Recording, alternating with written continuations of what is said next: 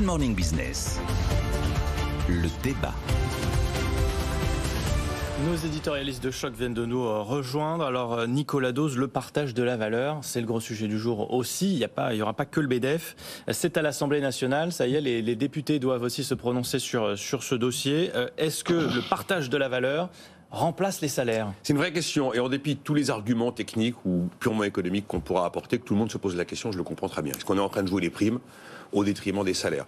L'INSEE a tenté, parce que pour bien comprendre là où c'est une question centrale, au-delà du fait qu'il peut y avoir substitution de l'un à l'autre, c'est que c'est pas la même chose, une prime et une hausse de salaire. Une hausse de salaire, généralement, on vous l'accorde et elle est définitive, elle est pérenne.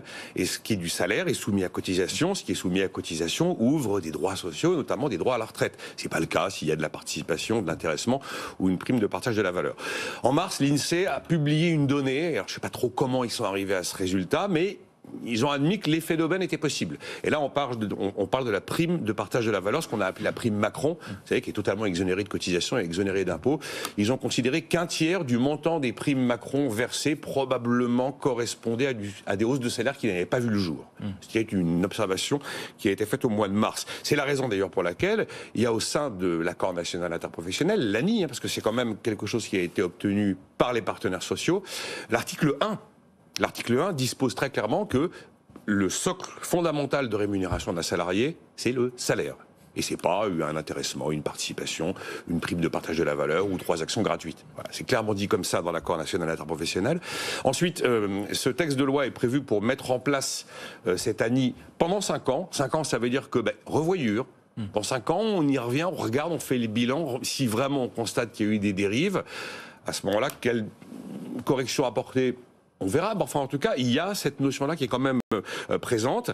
Après, ce qui doit en théorie rassurer les salariés, c'est qu'ils sont plutôt en position de force aujourd'hui. On n'a jamais eu un marché du travail aussi pressurisé, on n'a jamais connu des pénuries de manœuvres aussi importantes. Quand vous avez un marché sous tension, automatiquement, c'est plutôt bénéfice aux salariés, c'est plutôt quelque chose qui tire les salaires à la hausse. Déjà depuis l'année dernière, on voit bien qu'il y avait eu un certain nombre de luttes, dans des grands groupes notamment, où il y avait eu beaucoup de grèves, beaucoup de mouvements sociaux pour justement obtenir ces hausses de salaire. Mais les hausses de salaire de l'an dernier et celles de cette année seront probablement supérieures à celles de l'an dernier, même s'il y a une baisse du salaire réel, parce qu'on n'est pas vraiment au niveau de l'inflation, il y a eu un phénomène salarial en France, il n'y a aucun problème.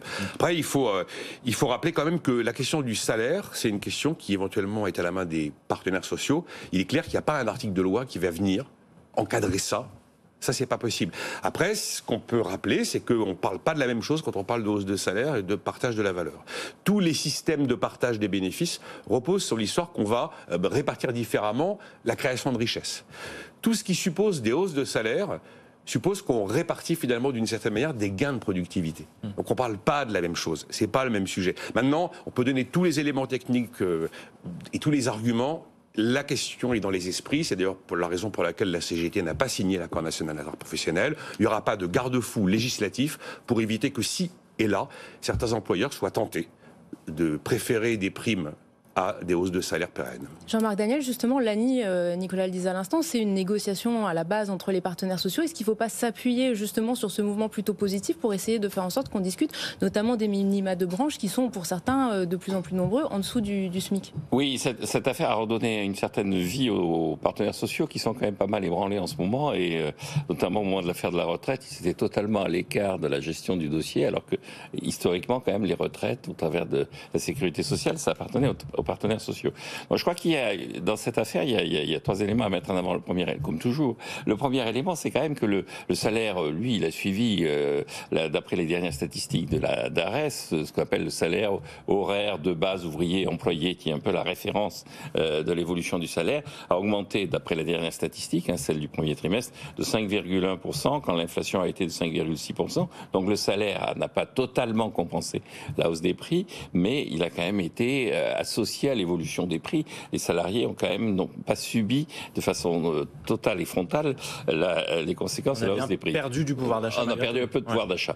Mais le deuxième élément, c'est qu'effectivement, je pense, et c'est une des remarques que fait la CGT, c'est quand même que normalement le salaire, il doit être associé à un poste de travail, à un statut, à un lieu où on travaille. La production, elle est associée au salaire parce que quand on est dans un lieu déterminé, on a un certain nombre de contraintes qui fait qu'on va produire. Et c'est cette production qui va générer générer de la valeur ajoutée. Et donc, d'une certaine façon, le salaire, il est déjà dépendant de la production, du niveau. Donc, pourquoi est-ce qu'on veut introduire de nouvelles choses alors que le salaire permet effectivement de faire bénéficier normalement au salarié en fonction de sa prestation de l'évolution de la croissance économique. Et je suis assez d'accord avec ça.